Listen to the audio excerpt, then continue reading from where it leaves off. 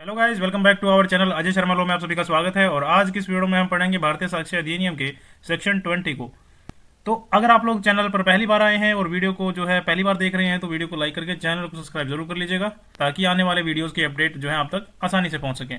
तो चलिए शुरू करते हैं बिना किसी देरी के आज के सेशन को। सेक्शन 20 जो हमारा भारतीय साक्ष्य अधिनियम का, ये कहता है कि when oral admissions as to contents of documents are relevant, यानी कि जब किसी डॉक्यूमेंट जो है उसके कंटेंट के बारे में कोई व्यक्ति जो है ओरली कुछ एक्सेप्ट करता है तो उसे नॉर्मली उस ओरल स्टेटमेंट को प्रूव करने के लिए जो है यूज नहीं किया जाता।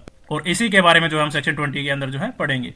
तो हमारा सेक्शन 20 जो है भारतीय साक्ष्य अधिनियम का, ये कहता है कि किसी डॉक्यूमेंट के कंटेंट के बारे में अगर कोई जो है सिर्फ ओरली कुछ जो एक्सेप्ट करे तो वो नॉर्मली रेलिवेंट जो है नहीं होता है। Orally admissions as to the content of a document are not relevant, यानी जर्नल रूल क्या है सेक्शन का, अगर कोई डॉक्यूमेंट है उसके कंटेंट को प्रूव करने के लिए ओरिजिनल डॉक्यूमेंट जो है वो दिखाना पड़ता है, सिर्फ ओरली एडमिशन जो है उस डॉक्यूमेंट के रेलिवेंट नहीं होंगे। सबसे पहली लाइन में हमें ये बताया गया है, ठीक है ना। फॉर एग्जाम्पल, जब कोई डॉक्यूमेंट जो है वो ऑलरेडी रिटन है तो उसका ओरल एडमिशन देना वो क्या रेलिवेंट होगा, आप खुद ही सोचिए।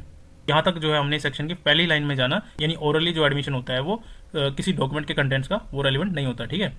अनलेस एंड अनटिल, साथ ही में इसका एक्सेप्शन भी हमें बता दिया गया है। Unless and until the party proposing to prove them shows that he is entitled to give secondary evidence of the contents of such document under the rules hereinafter content, जब तक जो party उस oral जो statement को prove करना चाहती है वो ये प्रूव ना कर दे कि उसे लॉ के अकॉर्डिंग सेकेंडरी जो एविडेंस है देने का राइट है। जैसे किस किस सिचुएशन में हो सकता है ऐसा, या तो उसका ओरिजिनल डॉक्यूमेंट जो उसके पास नहीं हो, यानी खो गया हो, लॉस्ट हो गया हो, या फिर डेस्ट्रॉय हो गया हो, कुछ भी हो सकता है, ठीक है ना। यहाँ पे जर्नल रूल क्या था, ओरल जो एडमिशन है वो किसी डॉक्यूमेंट के कंटेंट्स का वो रेलिवेंट नहीं होता, ठीक है ना। लेकिन उसके साथ में एक्सेप्शन क्या है, यानी कि पहले ये दिखाना जरूरी है कि जो ओरिजिनल डॉक्यूमेंट है ना वो कोर्ट में प्रोड्यूस जो है नहीं हो सकता, तभी ओरल एडमिशन जो है कंसिडर होगा। और unless the genuineness of a document produce is in question, या फिर अगर कोर्ट में जो डॉक्यूमेंट है वो प्रोड्यूस किया गया है उसकी जेन्युइननेस पे कोई सवाल है, ठीक है ना, तो उसमें जो है ओरल एडमिशन उस कंटेंट के बारे में, डॉक्यूमेंट में जो कंटेंट है ना उसके बारे में रेलिवेंट तब होगा। फॉर एग्जाम्पल, अगर कोई कह रहा है कि जो डॉक्यूमेंट है वो फेक है या फिर फोर्स्ड है, तो उस सिचुएशन में ओरल एडमिशन जो है रेलिवेंट हो सकता है।